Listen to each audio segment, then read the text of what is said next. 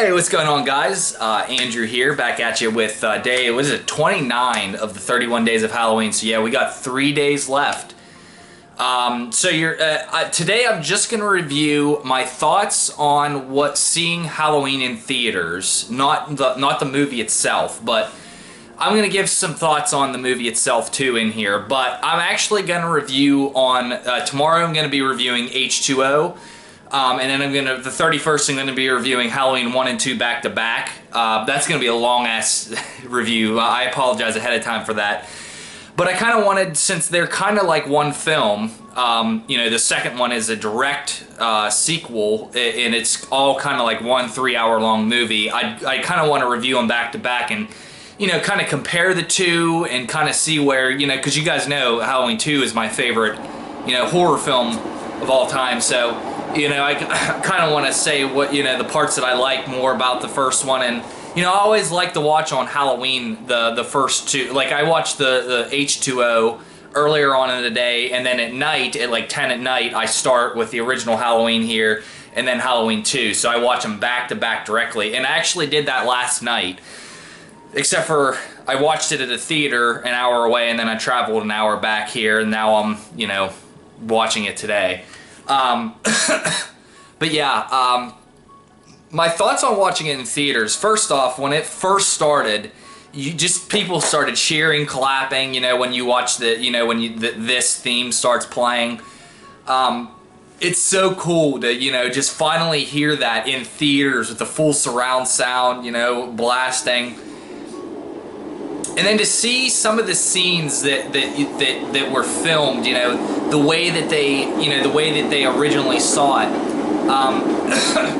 First off, the cinematography. The first thing I noticed is that the cinematography is beautiful and wonderful.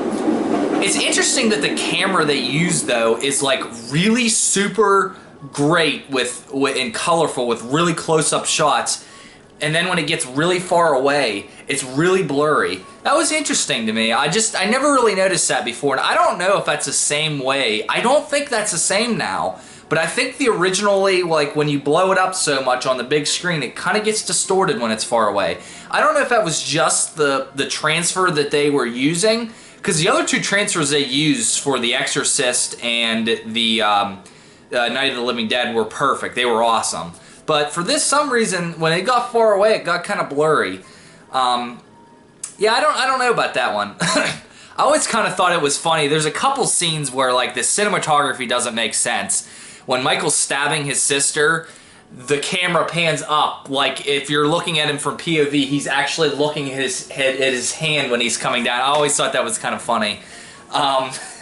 There's a couple scenes like that where it just makes no sense why you would see things like that, or why they'd look that way. It's just kind of funny, and also it's hilarious whenever you look at something like when the parents unmask him and the mom just stands there. They both just stand there for like 10 seconds. I know it's kind of more of the atmosphere that's going on and not necessarily, you know, the reveal, and, you know, so it slowly pans out for the reveal. It just kind of looks awkward when you think of a real life scenario. You know, it's just kind of funny. You know, there were a lot of laughters and scenes that like didn't make sense for them to laugh at. But there was a lot of more laughter of scenes that I never generally laugh at, that I think are kind of funny, you know, in retrospect. But I've seen this movie, I'd say probably over 100 times, not even kidding. I think we all have seen this movie a ton. So, you know, it's kind of one of those things where, you know, you know, you see it so much that you kind of, you know, you kind of don't catch some of the jokes. You just kind of get numb to it. Yeah, so it was also, there's some scenes that made people jump, and there were some scenes that made me jump. And like I've said, I've seen this movie 100 times before, but hearing it with its surround sound and like seeing the images, the 3 times that I jumped in the movie was when he appears, like when she goes to drop off the mail at the Myers house and he appears. That scene made me jump because I'd totally forgotten about it, actually.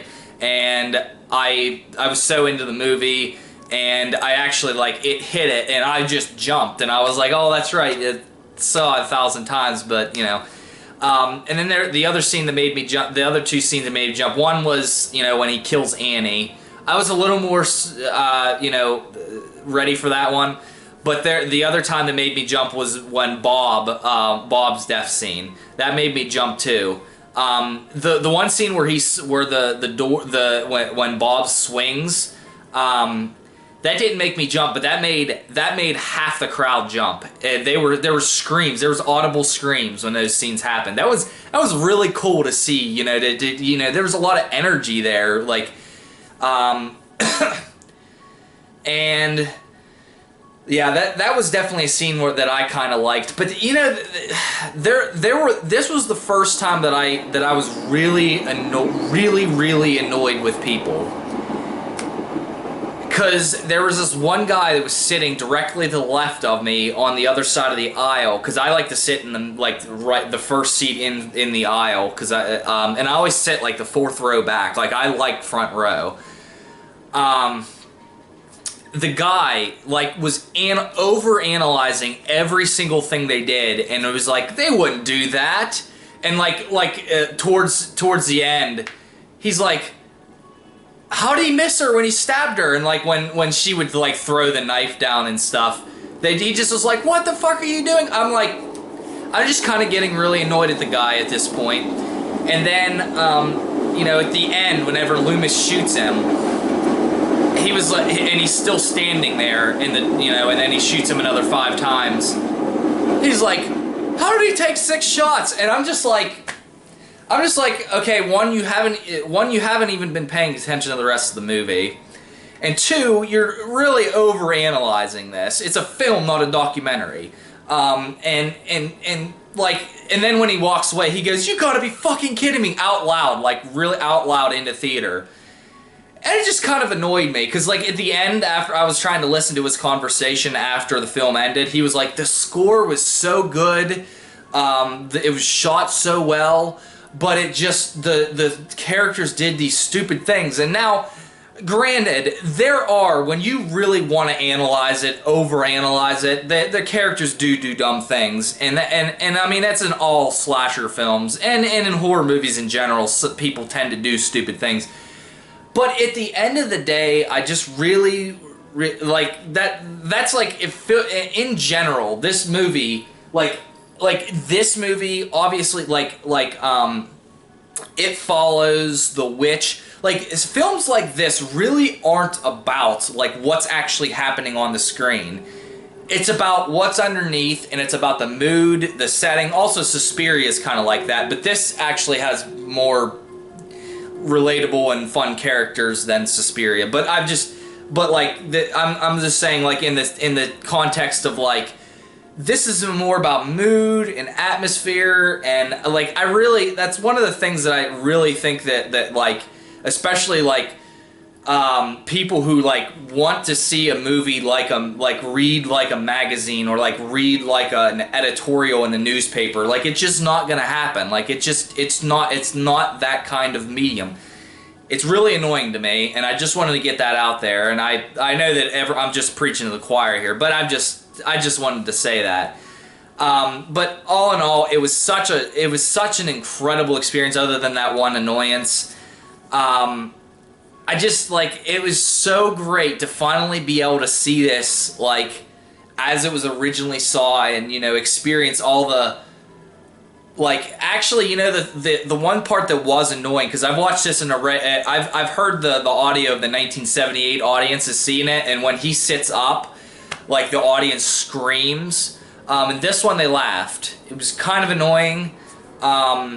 I didn't laugh, but it was like half the audience was laughing, and like some of the scenes like that, when he would like randomly stand up and there would be scary music, they'd be like, oh, it would be like almost like a nervous laughter, but when he sat up, it was an actual laughter. It wasn't nervous laughter. So But all in all, it was a really good experience. I will definitely go see it every single year.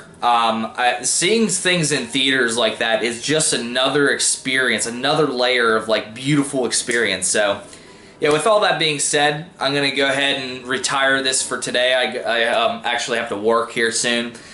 So yeah, please let me know what you think. If you've ever seen it in theaters, please let me know what you think. If you know, your parents had a chance, tell me their experience. Just let me know, dialogue. This was a really cool experience. I highly recommend you be able to go see it in theaters. If you get a chance. But like I said, tomorrow my review is going to be on Halloween H2O.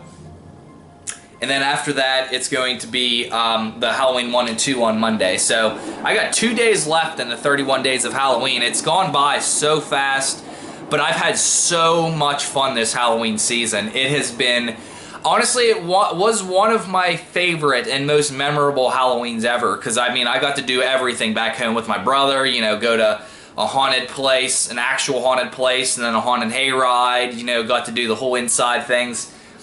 But yeah, I'll recap that all on the 31st. But thanks, guys, for tuning in. Have a great day. I'll see you tomorrow talking about Halloween H2O, the end of the Halloween series. See you guys tomorrow.